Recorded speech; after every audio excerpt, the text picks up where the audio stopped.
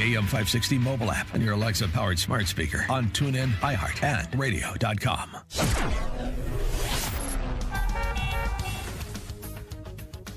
Jim Telemonte standing by in the AM 560 traffic center. In Englewood this morning, a fire in the 6500 block of South Sangamon has been extinguished. Crews remain in the area. Outbound Bishop Ford Freeway traffic's just a bit sluggish now. 154th to 159th after there was a crash. Just a brief slowdown.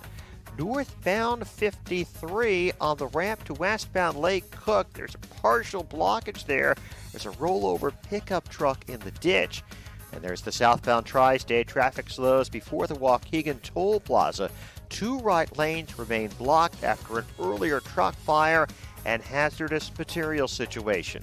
Metro Electric trains are now not stopping at 79th Street until further notice. That's traffic. I'm Jim Talamonte on AM 560 The Answer. More of Chicago's Morning Answer comes your way next. First, your official Chicagoland weather forecast. Much less humid than earlier this week. Clouds will give way to some sunshine today. Temperature a comfortable 74 degrees. Then tonight, partly cloudy sky on tap with a low of 55. Intervals of clouds and some sunshine tomorrow will go up to 72 degrees. It's currently 55 degrees in Chicago. Your next news update in 30 minutes. Continuous coverage of the latest news, traffic, and weather at 560theanswer.com. I'm Elisa Z. Now more of Chicago's Morning Answer on AM 560, The Answer.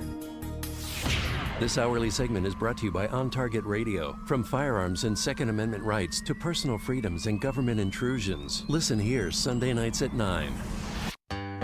Only the biggest stories, only the biggest guests, and only the biggest opinions. This is AM 560, The Answer.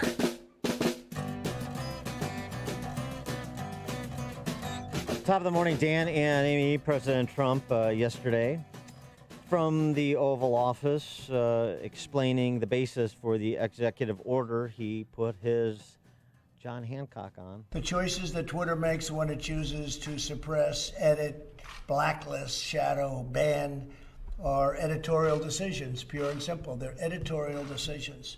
In those moments, Twitter ceases to be a neutral public platform and they become an editor with a viewpoint. And I think we can say that about others also, whether you're looking at Google, whether you're looking at Facebook, and perhaps others. Mm-hmm. And so you get the sense of where he's going. It's redefining the types of operators these social media companies are. They're publishers because they're editing with a viewpoint. And so he offers this comparison to, say, Yo Ma Bell. The censorship and bias is a threat to freedom itself. Imagine if your phone company silenced or edited your conversation. Social media companies have vastly more power and more reach than any phone company in the United States, more reach actually than your newspapers by far, more reach than a lot of your traditional forms of communication. Therefore, today I'm signing an executive order to protect and uphold the free speech and rights of the American people. Currently, social media giants like Twitter receive an unprecedented liability shield based on the theory that they're a neutral platform, which they are not an editor with a viewpoint. My executive order calls for new regulations under Section 230 of the Communications Decency Act to make it that social media companies that engage in censoring or any political conduct will not be able to keep their liability shield. That's a big deal. Flip side of the argument that Trump is making was articulated by the Wall Street Journal editorial board. Facebook, YouTube, and Twitter aren't utilities or soapboxes in the park. They're businesses that earn piles of money by selling ads against your missives. They're within their rights to set community standards and spike posts they deem a violation. If this feels suffocating, log off. That includes you at Real Donald Trump. He was asked that question, I think, by Jonathan Karl, and here's his answer about why not just walk away if you don't like it. Well, you know, if you weren't fake, I would not even think about it. I would do that in a heartbeat. I'm real, but sir. the news is fake. If you look at what it gets printed in newspapers, if only the public could understand where, you know, they're reading a story and they think it's real and it's not real in so many cases. And I'm not saying in every case. You have some great journalists. You have some journalists that I have great respect for. But largely, I find, at least in a political sense, there's so much fake news, it's disgraceful. I would do that in a heartbeat if we had a fair press in this country, I would do that in a heartbeat. There's nothing I'd rather do than get rid of my whole Twitter account, but I'm able to get to, I guess, 186 million people when you add up all the different accounts and add Facebook and Instagram. It's a lot of people, and that's more than the media companies have, frankly, by a lot. And so if I get a story that's wrong, I can put a social media. I don't usually use the word Twitter. I say social media. But I put something out, and the next day or the next hour or the next minute, everybody's reading about it. So I'm able to refute fake news, and that's very important. And if Twitter's going to fact check one of President Trump's opinions and tweets, they should fact check the left. I mean, there have been instances after instance of people, remember Anna Navarro claiming that Ivanka Fund got 100 million pledged from the Saudis and UAE. That, was retweeted thousands of times, and it wasn't true. And it wasn't fact-checked. So, if they're going to do that to him, they need to do it to the left. Well, there's what they should do normatively and what they should be forced to do under color of law. That's the discussion. And I'm not sure Trump's last argument there in response to the question about why not walk away is a particular compelling one. But let's take this up with Kalev Leetatu, who is a Real Clear Media Fellow and Senior Fellow at the George Washington University Center for Cyber and Homeland Security. Kalev, thanks for joining us. Appreciate it. Thanks for having me. Is Kalev or Kalev? Kalev. Kalev. All right, so I don't want to mispronounce your name in the whole letter. Kalev. And I've talked to you before too, but I'm old, so my memory's going. So by moment. Yeah, sorry about that. All right, Kalev Leetatu. So Kalev, the last piece of what Trump said about this, if the old media weren't so biased against me, then I would walk away from Twitter. Well, that's not really an argument on the merits of whether Twitter should be considered a publisher and should be stripped of its immunity, is it? That's the thing. And, obviously, this morning we have Twitter. Twitter obviously doesn't seem to fear this executive order.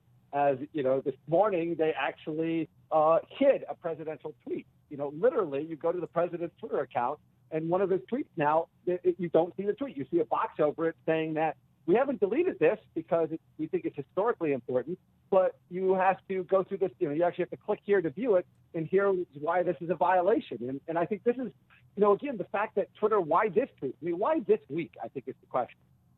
As you point out, all kinds of falsehoods on Twitter that you would think would want to be fact-checked, all kinds of commentary that might raise questions. Why this week and why these two tweets? Right. And really, that's an editorial question. Right.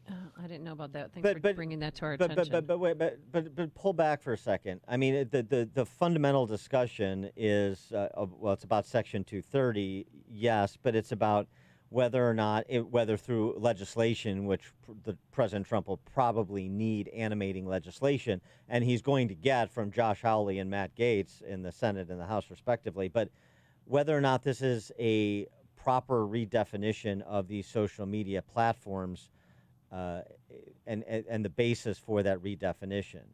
Are you persuaded by President Trump's argument that because they set community standards and they're flagging some tweets and not others, even if they're similarly untrue, that they are now a publisher, they are now an editor, they shouldn't be afforded the immunity protections that they've enjoyed up until this point? It's fascinating because you could publish an entire library of all the books and papers that have been written by legal scholars on this very issue of, at what point do they cross the line? This is that fascinating question. And you can see it from both sides. You can see the company saying, well, look, the law is pretty specific that it pretty much exempts almost anything.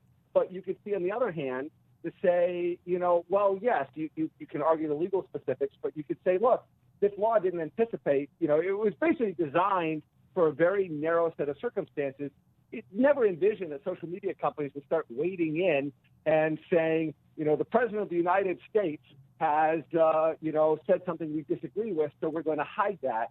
And I think when you start doing this to official U.S. government elected officials, I think that really crosses a line that I think is a really troubling one. Whether or not the legal scholars agree with that, and of course this will be litigated in the courts, but I do think as a society we have to ask that question. This really crosses a line when it comes to the underpinnings of democracy. So do you think social media companies should be held responsible to fact check posts by their users? It's a fascinating question because on the one hand you can see, someone posts and says, drink a gallon of bleach and it'll cure COVID. You might say, yeah, it would be good to get rid of that so that, someone doesn't do that. On the other hand, you could say, there's a huge line between things that there's kind of accepted agreement behind and what we too oftentimes see, which is, fact checks of opinion. But the other question is, what do you fact check? If you're going to say, hey, we're going to start fact checking, you have to apply it consistently. You have to fact check everything. And that's impossible. There's no way you can do that. You don't have enough. There's not enough fact checkers. There's not enough anything. So you end up selectively applying it.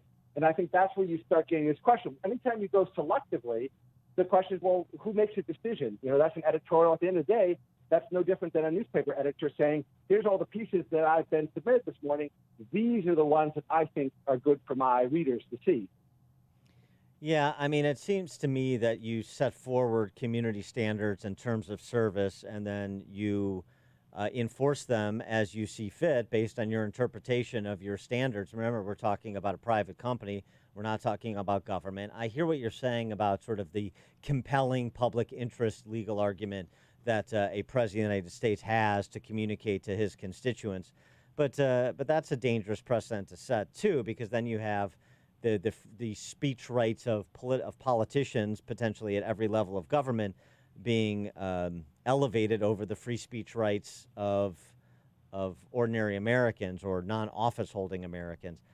It seems to me that the easiest way to do this is just go back to what I said before. Said, here are our principles, here are our standards, here are our community guidelines, and we're going to enforce them to the best of our ability, and otherwise let people hash out true, untrue, opinion, fact in these exchanges that occur organically on social media platforms. Well, it's interesting because, I think the real tension here comes, it's very easy to write a rule. For example, if you say, we're going to ban any speech that is offensive. It's easy to write these rules. Or actually, terrorism is a perfect example. You say, we're going to ban any terroristic speech. That sounds really simple. That sounds like a fantastic rule until you see governments in other parts of the world say, just with the scratch of a pen, say, any criticism of our government is terrorism. Right. Now all government criticism gets deleted. Or similarly, I've written extensively about how the social media companies, again, they have a lot of these rules about, acceptable speech. And one of the challenges is because these are global companies, it means that they have to essentially come up with a set of rules that work for the entire planet. And when you look at the global scale, something is going to upset someone somewhere. And the question is, where do you draw these lines? It's very simple to say, I think that the difficulty comes, it's very simple to write a set of rules that the first time you read them, it sounds, yeah, this is great, this is fantastic, this is really going to get rid of the trolls and the things we want to get rid of. But the problem is, in practice, these are very difficult rules. Is this like Trump's tweet today? You can say, wow, this has some real bad historical precedent to it. This harkens back to the quote that he used, when the looting starts, the shooting starts. That traces itself back to a really dark time. On the other hand, you might argue and say, well, I think this is the real challenge is, society's messy. It's the reason that courts, we have laws, but that's also why we have judges and juries, because laws, most of society occurs in these fuzzy places that require interpretation. And in our court system, that occurs in public. In social media companies, that's behind closed doors, and we have no visibility into how any of these decisions are made. So I think that's the real tension is that translation of these rules, which I think we agree that we need, we want to get rid of the trolls. We want to get rid of the people that are, just spending their time attacking people and not doing anything useful. But, we need to have transparency into the interpretation of those, the sort of externalization. But we have this thing called a constitution, and the government can't restrict free speech. So is this crackdown even legal? And that's what makes it fascinating because, again, these are private companies, so First Amendment doesn't apply to them. And so and you're starting to see, for example, Facebook a couple of weeks ago began deleting posts where people were trying to organize anti-lockdown rallies. And it was interesting because Facebook did this on its own. But what you had essentially is governments didn't want these rallies where people were not wearing masks. And so Facebook went ahead and deleted it. The government didn't ask them to do it, but Facebook just went ahead and did it to help them. And so essentially what you have is the government can't say you're not allowed to organize a rally. On the other hand, the social media companies are not restricted from doing that, so they're able to essentially act by proxy on behalf of government. And that's where things get really interesting is you have the companies doing their thing, but you also now, government can't do certain things, but all it has to do is suggest to the social media company that this would be helpful, and the companies can do it and essentially circumvent the First Amendment, which I think is a fascinating thing that hasn't been explored as much. I mean, Sohrab Ahmari makes the point in the Post. This is, basically distills it down. This isn't restricting Twitter's free speech. It's removing their immunity. Here's the deal. If I publish libelous claims in the New York Post, my victims can hold the Post liable in court. But Twitter is immune to such suits under the 96 Communications Decency Act, Section 230, that provides, quote, no provider or user of an interactive computer service as the publisher or speaker of any information provided by another information content provider. They're a platform, they're a channel, they're not a publisher, and that's the distinction and thus the immunity. He's removing that immunity saying again by policing conservatives and fact-checking the Republican president of the United States, Twitter is acting like a publisher. So why should Twitter not be defined as a publisher? And if it's a publisher, then why should it not face the same legal exposure that the New York Post or any other media outlet faces? That's the argument that's made. And and it's fascinating because again, his reference to Ma Bell is one that I've used a lot in the past, which is you think about it, the telephone company, which again the social media companies liken themselves essentially to a glorified telephone system, if you will. But when I pick up the phone and call someone, the telephone company isn't sitting there monitoring what I'm saying and then disconnecting if I say something they disagree with. There is no editorial function. Social media companies do have that editorial function. But again, it comes back to that. And that is, I think, a really fascinating point of, with newspapers, with journalism, they are subjective. They do have responsibility for what they say. Social media companies, again, they live in this weird fairy tale land where they get the best of all possible worlds with no possible consequence. And, I think that's a real challenge. And again, this law was crafted in an era that never anticipated where we are today. And, it was really essentially designed to allow companies to basically step forward. If you have a horrible, troll on there saying really horrific things, I think most of society agrees that, hey, we need to get rid of that. But the problem is that's really what the law kind of envisioned, things like that. But the problem then is, again, it's that interpretation of, well, gee, that protection's pretty absolute the way it's written. Well, we can use it to protect us for anything. And whether or not the government is the right entity to intercede to make the decision about what you should and shouldn't get rid of, rather than the customers in conversation with the service provider. That's sort of fundamental. The first question. That's the subordinate question to all of this discussion about content, actually. He is Kalev Leetatu, who is a Real Clear Media Fellow and Senior Fellow at the George Washington University Center for Cyber and Homeland Security. Kalev, thanks so much for joining us again. Appreciate it. Thanks so much for having me. Thanks. And he joined us on our turnkey.pro answer line. Before you see it on TV, share it on Facebook, or read about it in the paper. Hear it here first. This is Chicago's Morning Answer on AM 560. The Answer. The Lou Dobbs Financial Report is brought to you by Signature Bank, helping local businesses succeed. Visit signaturebank.bank